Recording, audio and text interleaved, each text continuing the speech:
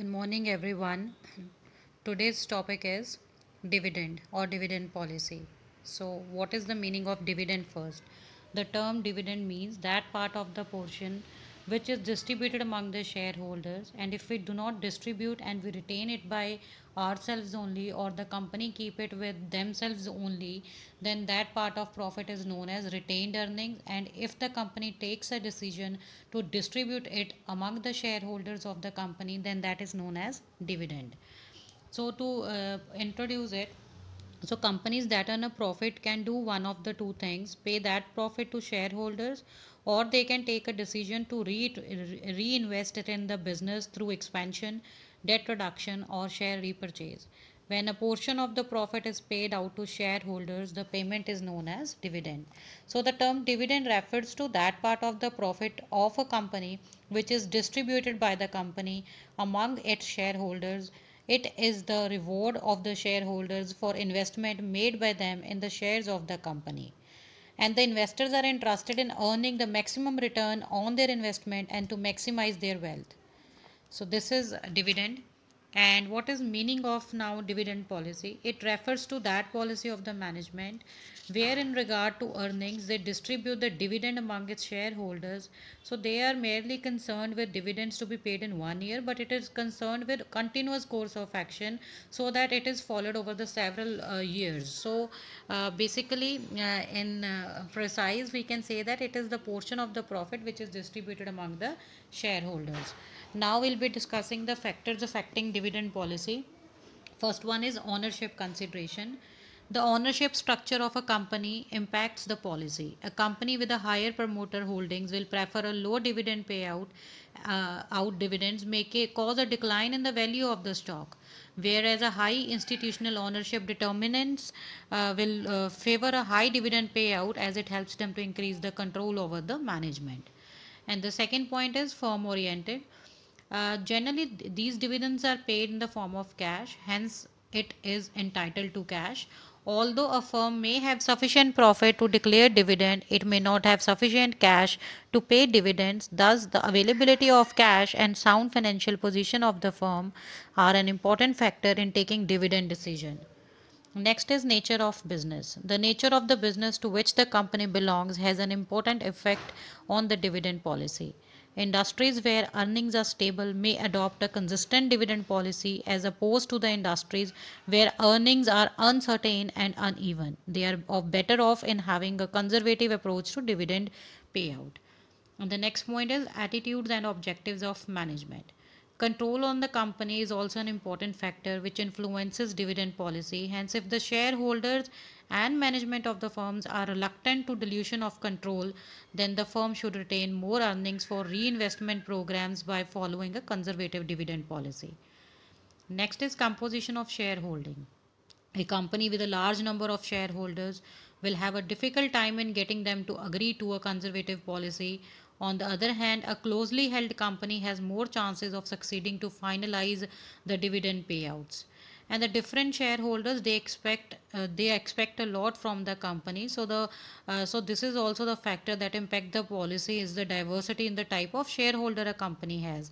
A different group of shareholders will have different expectations. A retired shareholder will have a different requirement as a wealthy investor.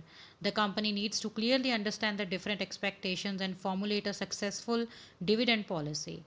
And the next point is investment opportunities. So, dividend payout will also depend on the future requirement for the additional capital. A company having profitable investment opportunities is justified in retaining the earnings. However, a company with no capital requirement should opt for a higher dividend. Next point is desire for financial solvency and liquidity. So liquidity has a direct relationship with the dividend policy. Many a times you can see that a company having higher profit may have majority of profit blocked in working capital, or it may acquired assets. In that case its liquidity is poor. In that case company should pay less dividend. High dividend payment is possible only if company has good earnings and sound liquidity. So next is regularity. Now this is also another important factor of dividend policy. Here, a certain percentage of the company's profit is allowed as dividend to the shareholders. When the gain is high, the shareholders' earning will also hike and vice versa. It is one of the most appropriate policy to be adopted for creating dividend policy. Next point is restrictions by financial institutions. Sometimes the share of a company are purchased by financial institutions like IDBI, IFCI, LIC, UTI, educational and social institutions. So, in addition to the individuals, these financial institutions are the largest purchasers of shares in corporate securities in our country, and every firm is intended to sell their shares to these institutions. These financial institutions are entrusted to buy the shares of those companies who have a stable dividend policy. Next point is inflation. Inflation may also act as a constraint on paying larger dividend. Consequently, companies will have to retain more of its earning to provide funds to replace the assets, and hence their dividend payout ratio will be low during periods of inflation. And some of the other factors like age of the company, demand for capital expenditure, and tradition also affects the dividend policy decision. Like age, newly formed companies will have to retain major part of their earnings for further growth and expansion. Thus, they have to follow a conservative policy, unlike the established companies which can pay higher dividend from their reserves. So, this is all about factors affecting dividend policy. Now, next is types of dividend policy, and types of dividend policy is divided into three parts. One is on the basis of general companies perspective. Second is on the basis of researchers or a research study. Next is on the basis of stability of a dividend. First of all, we'll be discussing on the basis of companies perspective. So one is regular dividend, and that dividend should be paid under this on the basis of company's perspective. Like dividends should be paid right from the initial year. If it is paid from the starting of the company only, then it is called as regular dividends. And if some sort of or some amount of fixed percentage of dividend is paid every year, and it is decided in the initial year only, then that is known as stable dividend. And when a fixed percentage of total earnings to be paid as dividend, which would be mean varying amount of dividend per year, like whatsoever you are earning, and dividend is paid out of that ratio only, then that is called as fixed payout ratio. And the last one is property dividend or bonus share dividend, when the dividend is paid in cash or in the form of shares like promissory notes or something like that. And when dividend is postponed, then that is known as property dividend or bonus share dividend. And then next type of dividend policy is on the basis of research study. So on the nature of industry also dividend depends, like some sort of industries like electrical, chemicals, fertilizers, automobiles, pharmaceutical, they conducted a research study, and according to them there are three types of dividend policy, that is generous dividend policy, more or less fixed dividend policy, and then is erratic dividend policy. Next one is on the basis of stability of dividend. So, on the basis of stability, dividend is divided into four parts. That is dividend per share, dividend stable percentage of net earnings, then stable rupee dividend plus extra dividend, and dividend as a fixed percentage of market value. These particular dividends we'll be discussing in practical questions in detail. And now we'll be discussing different forms of dividend. So these are the different forms of dividends: scrip dividend, bond dividend, property dividend, cash dividend, debenture dividend, bonus dividend, cash dividend, and share bonus. So we'll be discussing these one by one. First one is scrip dividend. Scrip dividend means payment of dividend in scrip of promissory note. Sometimes company need cash generated by business earnings to meet business requirements because of temporary shortage of cash. In such cases, the company may issue scrip or notes promising to pay dividend at a future date. So the scrip usually bears a definite date of maturity, or sometimes maturity date is not stipulated and its payment is left to the discretion of the board of directors only.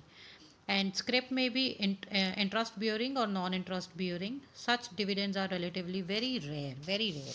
Next is bond dividend. And bond dividend, as in scrip dividend, dividends are not paid immediately in bond dividends too. Instead, the company promises to pay dividends at some future date, and to that effect, bonus are issued to stockholders in place of cash. The purpose of both the bond and scrip dividend is alike, that is postponement of dividend payments. The difference between these two is in respect of the date of payment, and their effect is the same. Both result in lessening of surplus and addition to the liability of the firm. The only difference between bond and scrip dividend is that the former carries longer maturity than the later.